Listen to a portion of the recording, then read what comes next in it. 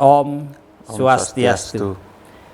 Para pemirsa Yuda Triguna Channel dimanapun berada, hari ini kami mengundang cendekiawan muda Hindu, namanya Dharma Putra. Ya, saya tidak pakai gelar Sampunan, apalagi gelar gelur ya.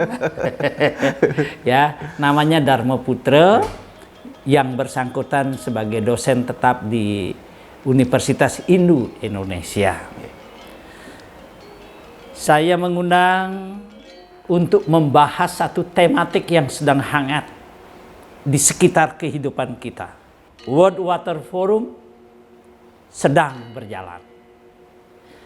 Beberapa kesempatan sebelumnya kita juga mendengar, melihat orang melaksanakan berbagai aktivitas berkaitan dengan penyucian, penghormatan, dan penghagungan terhadap air.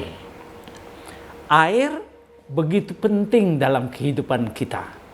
Tapi kadang-kadang kita melihat wujud fisiknya air, tetapi ada istilah atau terminologi yang berbeda. Pada satu kesempatan disebut air. Pada kesempatan lain diberi kata toyo. Pada kesempatan yang berbeda diberi nama wasuh pada, tirta, dan seterusnya. Objek yang sama memiliki nama berbeda. Lalu kenapa seperti itu? Bagaimana pandangan Hindu tentang air? Nah, Pak Dharma Putra akan menjelaskan itu. Pak Dharma, terima kasih sudah datang untuk beberapa kali, dan saya berharap tentu di masa akan datang selalu akan hadir pada saat dibutuhkan. Yang terima kasih. Kira-kira apa itu air? Mengapa ada istilah berbeda-beda terhadap objek yang sama? Durusa. Terima kasih Ketua Haji atas kesempatannya. Saya senang sekali lagi saya di Yuda Triguna Channel ya, untuk berbagi hasil bacaan saja. Pertanyaan Tuan Haji memang menarik karena memang betul air itu ada banyak namanya Tuan Haji. Kalau istilah Balinya ada sedikit tidaknya ada dasa nama. Ada 10 namanya. Tapi mari kita lihat pelan-pelan.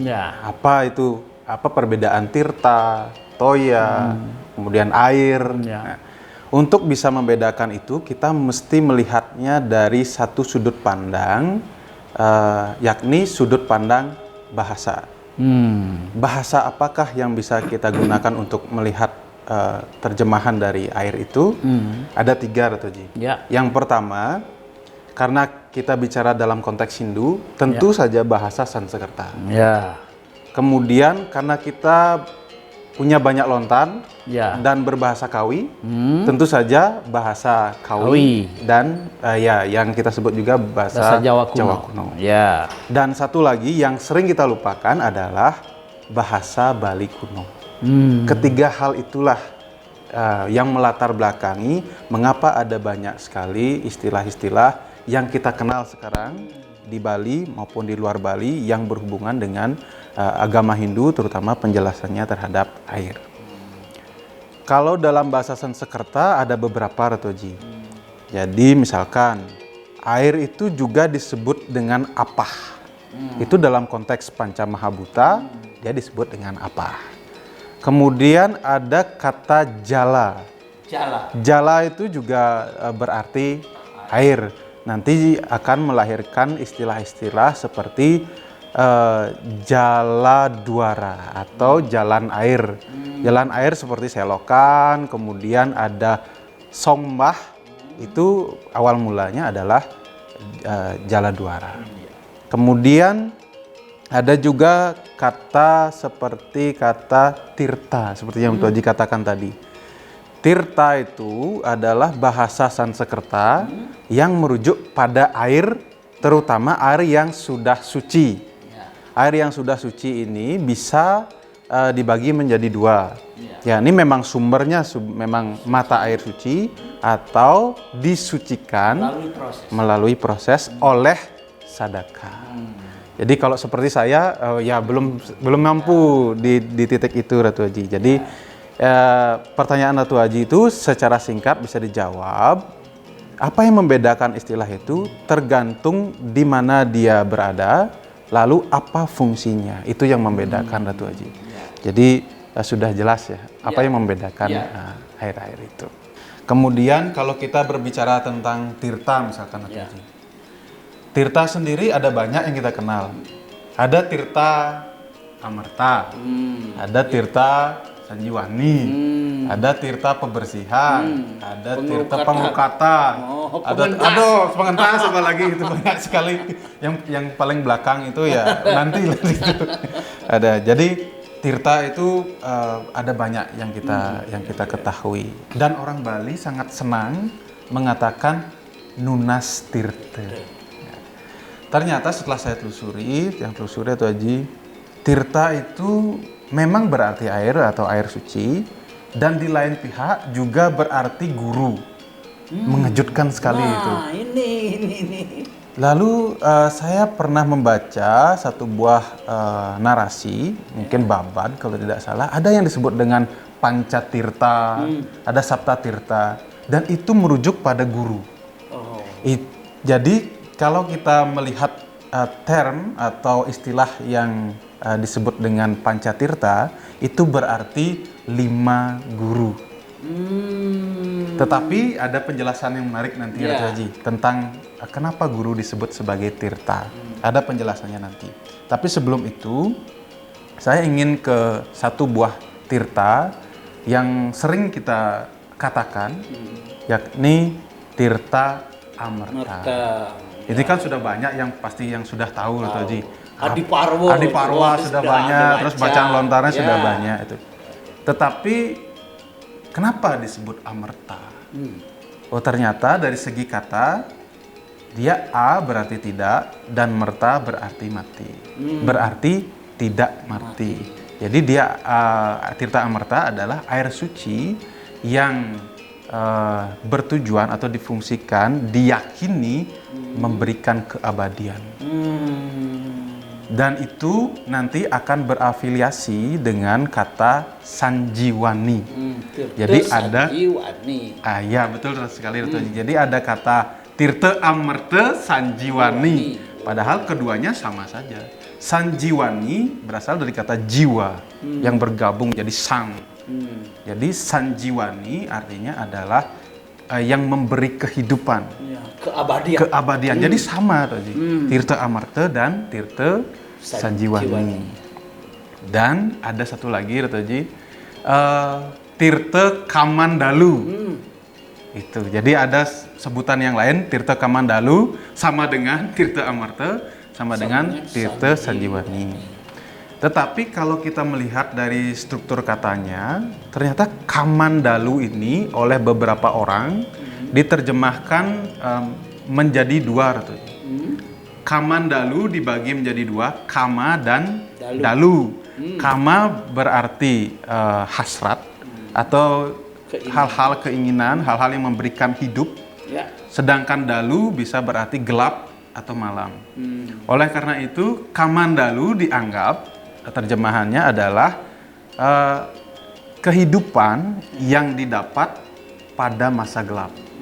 Atau mungkin karena beryoga gitu. Jadi menutup mata kan gelap atau itu yang diterjemahkan sebagai kamandalu.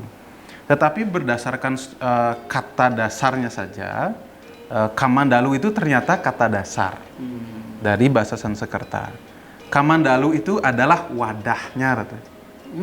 Wadah tirta itu adalah disebut dengan kamandalu. Gitu Ratu Haji. Jadi kedua pandangan ini memang bisa dibenarkan karena setiap bahasa bisa meluas dan bisa menyempit artinya. Nah, ini janji saya kepada Ratu Haji tadi. Tadi ada kata tirta yang berarti guru. Ini berhubungan dengan kamandalu. Karena satu teks, kalau tidak salah, itu adalah Tantri Kediri mengatakan bahwa guru itu adalah Paragayan Kamandalu. Jadi Kamandalu. guru adalah wujud lain dari tempat Kamandalu itu. Dengan kata lain, pengetahuan yang dimiliki oleh guru adalah tirta amerta. Jadi tugas guru Itu adalah penjelasannya. penjelasannya. Ternyata tugas guru adalah mengalirkan tirta amerta yang berupa pengetahuan Saraswati itu kepada sisyanya. Maka dari itu beliau disebut sebagai Paragayan Kamandalu. Jadi begitu Ratuji. Jadi penjelasannya memang berdasarkan beberapa sastra-sastra. Gitu.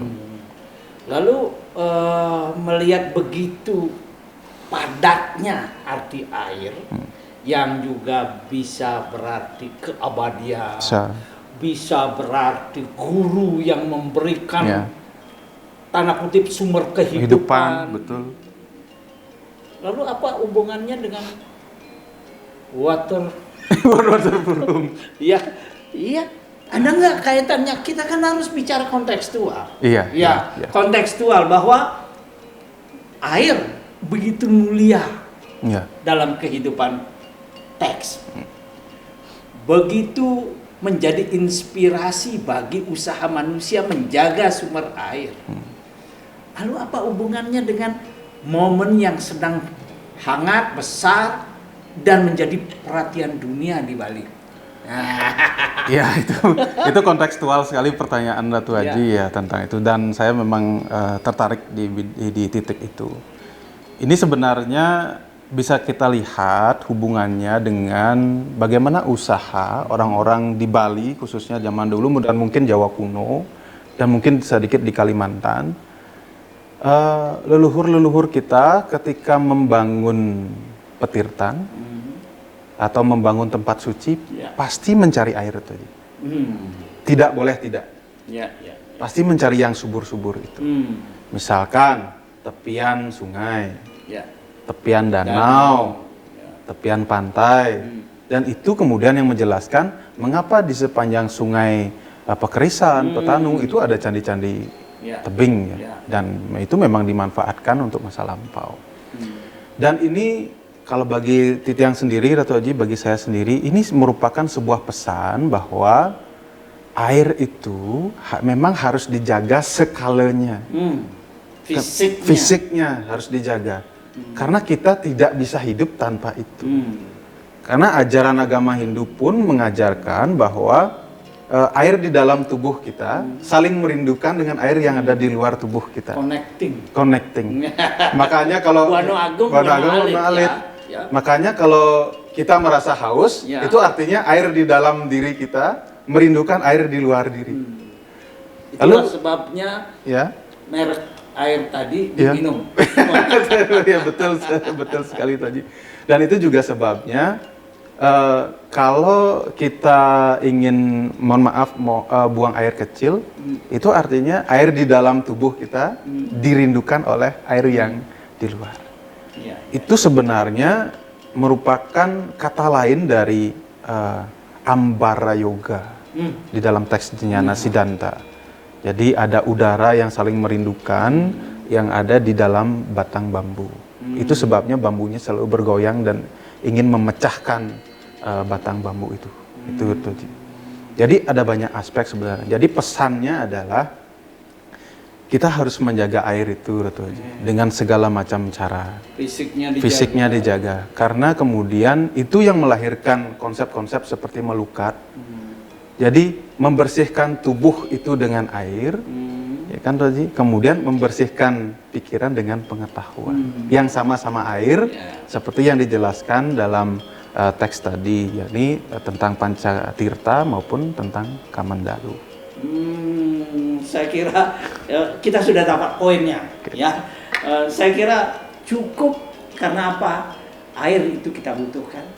Secara fisik kita harus jaga bagi umat Hindu agar air itu terjaga dan berfungsi baik bagi diri kita, dunia makrokosmos, maka air itu harus kita tetap sucikan. Betul sekali. Sebagai bentuk baru agar hidup kita lebih mulia. Saya kira demikian para pemirsa. Dharma Putra segera akan hadir lagi.